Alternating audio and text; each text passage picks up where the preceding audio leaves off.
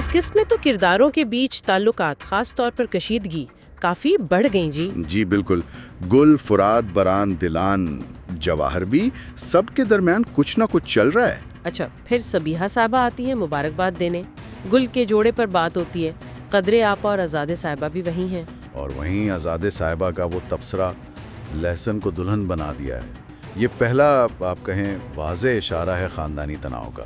لیکن پھر جواہر آتا ہے، پہلے تو وہ دلان سے کھانے کی پوسٹ کا پوچھتا ہے، عجیب سا۔ اور پھر میٹنگ میں اوہو، جواہر تو بالکل ہی جی، وہ دلان کی سب کے سامنے تذلیل کرتا ہے، غیر حاضر دماغ کہتا ہے، اس کی قابلیت پر شک کرتا ہے۔ اور پھر وہ فون والی بات پر ذاتی حملہ کہ اپنے محبوب سے بات کر رہی تھی، یہ تو سیدھا سیدھا پروفیشنلزم سے گری ہوئی بات ہے۔